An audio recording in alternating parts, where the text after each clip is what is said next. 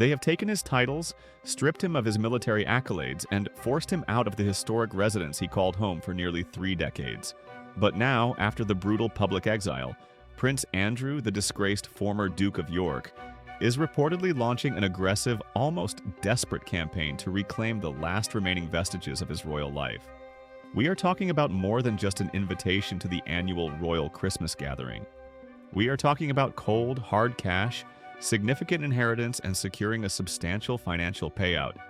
Demands so striking in their timing that they reveal a deep, unsettling state of denial about the permanent nature of his banishment.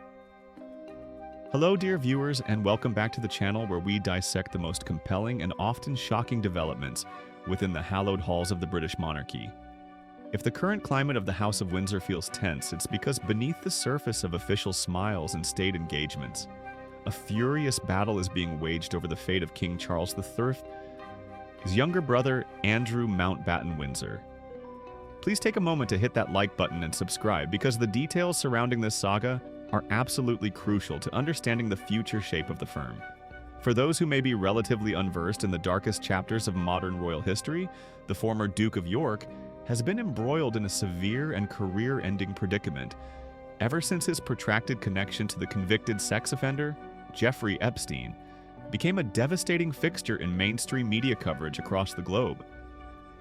The ripple effects of that association, coupled with the serious and widely publicized allegations later brought forth by his own accuser, have resulted in a staggering and unprecedented cascade of losses. The list of what Andrew has forfeited is long and painful, a testament to the monarchy's decisive action to insulate itself from scandal. He has been systematically stripped of his dukedom, or at least the right to use the titles associated with it, his official style of His Royal Highness, and, critically, the ceremonial military honors that he held so dear. These were not minor losses. They represented the complete and total severing of his ties to official public life. But perhaps the most significant and most emotionally wrenching blow delivered to the prince was the forced relinquishing of his residence, the sprawling and historic Royal Lodge. Andrew and his former wife, Sarah Ferguson, have called Royal Lodge their primary home since the mid-1990s, establishing deep roots within the Windsor estate. It was their sanctuary, their base of operations, and the symbolic center of their unconventional family unit.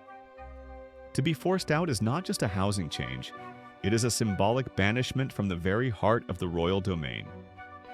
After having, in his own view, diligently obliged with the demands placed upon him by the palace, demands that involved public silence and retreating entirely from view, an insider has now revealed the prince's startling new strategy, aggressively seeking compensation and reinstatement of family privileges. According to a source close to the situation, the prince believes that the family owes him more than just basic courtesy. He views the financial and social entitlements he is now pursuing as an absolute minimum requirement. The insider claims that Prince Andrew has been vocal in asserting that this financial consideration and these social invitations are the very least that he, Sarah, and the children deserve. This sense of entitlement persists even as he reluctantly accepts the new reality. The source clarified that Andrew begrudgingly accepts they're no longer allowed to use their titles and that they won't be living in Windsor come the turn of next year. Let's pause on that statement for a moment, because it encapsulates the sheer magnitude of his delusion. He accepts the loss of his home, the loss of his royal identity, and the loss of his children's official status, yet simultaneously believes that the family should still reward him with significant financial windfalls and welcome him back into the inner sanctum for the most intimate gathering of the year: Christmas. The royal Christmas at Sandringham is not merely a holiday party. It is a highly ritualized, heavily scrutinized event that signifies membership in the immediate core circle of the sovereign. For Andrew to be invited back would be a tacit signal to the world that the family views his transgressions as survivable, forgivable, and ultimately peripheral. This is a signal that King Charles III is absolutely unwilling to send. The source speaking to Woman's Day went even further in describing the former Duke's current psychological state, painting a picture of a man utterly detached from the consequences of his actions. They admitted, Andrew's still in a state of shock and denial in so many ways. He can't believe his time as a royal is well and truly over now, and that the family don't want him darkening the door ever again. This denial is particularly acute when the holidays approach. The source emphasized that the family is attempting to relax and be a family over the holidays, implying that Prince Andrew's presence is now synonymous with stress, media scrutiny, and the inescapable cloud of scandal.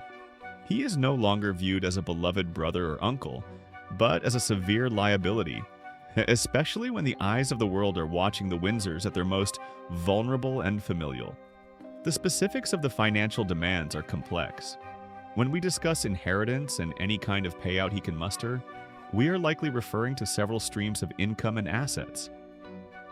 Firstly, the ongoing negotiations surrounding Royal Lodge itself. Moving requires significant resources, and Andrew has long argued that he does not possess the personal wealth required to sustain himself and his security without the civil list or funding from the king. Any payout would likely involve a lump sum to facilitate his move and establish him in a new, less visible residence, perhaps still on the wider estate, but certainly far removed from the primary royal family axis.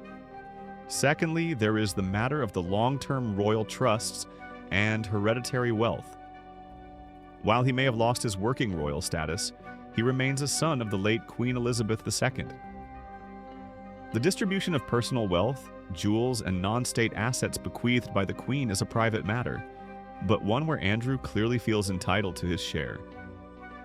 His attempts to double down suggest a legal or quasi-legal effort to secure the largest possible portion, leveraging his familial position, even when his public standing is zero. This aggressive pursuit of financial and social redemption places King Charles III in a profoundly difficult position. Charles has spent his initial years on the throne meticulously crafting a vision of a slimmed-down, efficient, and above all, ethical monarchy. His goal is to reduce the number of working royals and ensure that public funds are allocated strictly to those who perform official duties. Prince Andrew is the antithesis of this vision. He is a non-working royal who requires immense security and carries the heaviest reputational baggage of anyone associated with the firm in decades. Allowing him to receive a substantial, highly publicized payout, or worse, inviting him to the intimate Christmas festivities, would directly undermine Charles's core project. It would signal weakness, suggesting that family loyalty trumps the necessity of maintaining institutional integrity. We must remember the historical precedent here. The monarchy's reaction to the Epstein saga has been swift and unforgiving, unlike the handling of previous, lesser scandals. This is because the context of the 21st century, with instantaneous global media and intense scrutiny of accountability, demands absolute separation from any individual linked to such grave allegations. Andrew's banishment is not just personal, it is institutional self-preservation. The requirement for him to vacate Royal Lodge by the end of the year, or shortly thereafter, is particularly punitive. This move is less about property maintenance and more about enforcing his isolation. The Royal Lodge, situated near Windsor Castle, allowed Andrew to maintain an illusion of proximity and relevance. By forcing him into a less prominent, more remote dwelling, likely a smaller property on the massive Windsor estate, Charles is geographically and symbolically cementing Andrew's exile. The deep-seated denial described by the insider is perhaps the most tragic element of this entire affair. It speaks to a lifetime lived within a gilded bubble where the rules of accountability that apply to the public simply do not penetrate. For Andrew, being royal was an inherent state, an immutable fact of his existence. To have that identity systematically dismantled, not by a distant government, but by his own family, is evidently a psychological shock from which he has not recovered. He genuinely seems to believe that once the immediate crisis passed, the family bonds would reassert themselves, and he would be permitted a quiet, if diminished, return to the fold.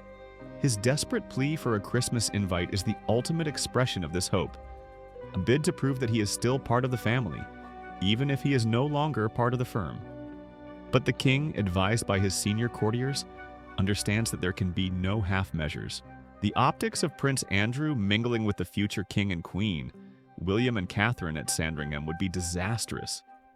It would reignite the scandal every single year, overshadowing the family's attempts to present a united, modern, and trustworthy front. Therefore, the likelihood of Andrew securing both the massive payout he desires and the coveted Christmas invitation remains exceedingly low.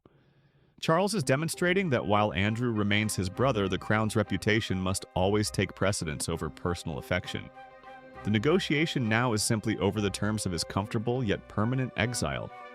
The king must strike a delicate balance, ensuring Andrew has sufficient resources to prevent further embarrassing public outbursts or legal actions, while simultaneously preventing him from ever regaining official influence or public visibility.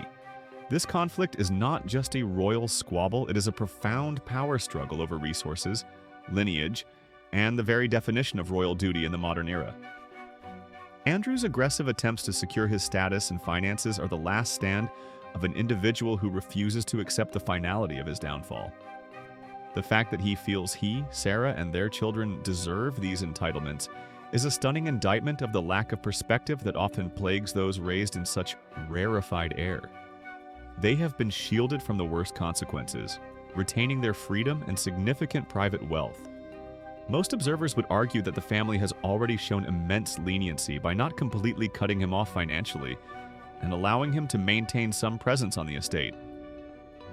As we look toward the end of the year and the anticipated move from Royal Lodge, the tension will only escalate. King Charles III faces a crucial test of leadership: how to handle a highly volatile family member who is using every last maneuver to cling to the remnants of his previous life. The answer, it seems, is continued, firm but financially mitigated exclusion. What are your thoughts on Prince Andrew's current demands? Does he deserve a substantial payout to secure his future? Or should the royal family cut all financial ties given the severity of the scandal? Let us know your perspective in the comments below. We read every single one of your thoughtful contributions. Thank you for watching, and we'll see you in the next video.